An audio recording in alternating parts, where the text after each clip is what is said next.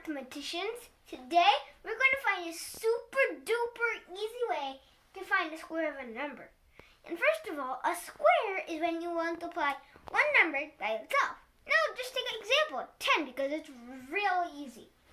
So, how you write the number squared is a tiny 2. Now just erase that so we can get to it. So now, the first step is drawing a square. That's why it's called a square. So now, we just draw one square. Just like this. It can be a little off. And now, it has side length 10. And the area inside it, here, is the square of 10. How awesome is that? And how you find the area is multiply length by width. And for this case, it's 10 and a 10. 10 times 10 is 100. So, you write in 100 here. And now, how you write this thing in an equation is 10 squared, 2 equals squared, equals 100. There! Now that you know the basics and the roots of finding a square, let's try a little bit harder. I'll just erase this board real quick. There you go. Let's try the number 25. It's a little higher and it has some ones in it, so it'll be a little harder, but we can do this. Now, how you do it is you draw a square just like last time. It's okay if it's a little wobbly, it doesn't matter. And now, the side length is 25 for the square. But now, we're not going to just leave it this way. We're not just going to multiply 25 because that's a lot of work. So now what we're going to do is we're going to take this top bar and this top bar. This has width 5. This has width 5. This has width 5, which is this little part here. And this also has width 5. So this is not 25 anymore because we subtracted 5 from 25. And 25 minus 5 is 20. So you write 20 here.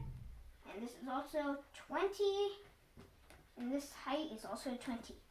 And now how you find the square of 25 here is you find the area of this big square and this itty bitty rectangle here. I'm not sure if you can see. And this long skinny rectangle, which is also the same as this. So if you find one, you can find the other. Now let's get to it. 20 times 20 is 400. So now you got 400 down here. And now we do 5 times 20, which is 100. And then 5 times 5, that's the easy equation, 25. I'm going to write it outside. And now 20 times 5, same as the skinny rectangle, area 100, but we'll just check. 20 times 5 is 100. Okay, now that we have all the areas, we have to add them up to get the square. So let's get a handy thing to add it up. We have 400 plus 100 and plus another 100 and then plus 25 at the end. Now 400 plus 1 is 500 plus one more 100 is 600 plus 25 is 625. And so 25 squared is 625. And I have a little tip for you. Any number that ends in 5 and you square it or multiply it by itself, the end result is always 25. So if you square a number that ends in 5 and it's not 25, I think you should try it again.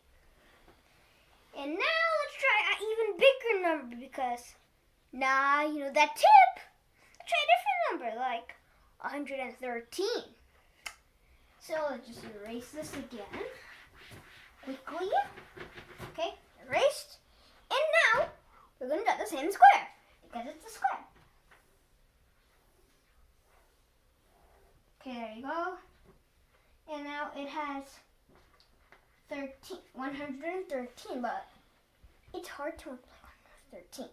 So now what we're going to do is we're going to be smart, and we could do two things here.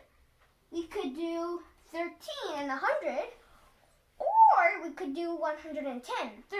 I'm going to do 110 and 3. But you can go on and do 113 to check me if you want to. And now we're going to do it. This is not 113 anymore because I'm going to subtract 3. So now it's 110. Now there's a 3 here, a 3 here, a 3 here, and a 3 here. And this is 110 because we subtract a little 3 right here. And now, you know the drill. Find the areas. 110 times 110 is 121 followed by 2 zeros, or 121 followed by 2 zeros. And now, 3 times 110 is 330. Oops, wait a second. Just write a bit more.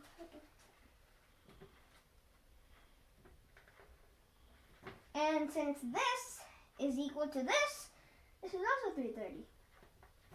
And 3 times 3 is 9.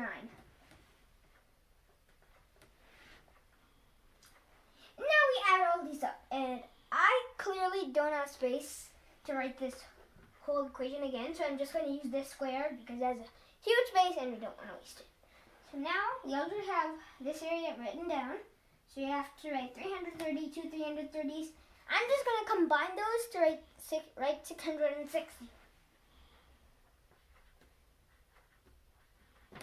And now we're going to put the extra 9 over there. And now if we add those, there's a 9 here, a 6 here, a 7 here, a 2 here, and a 1 here. And next time, ask your parents this. And then you can say, solve it. And then you can solve it one way and ask them to check it on the calculator and they'll be amazed. Hope you like this trick and see you next time. Bye.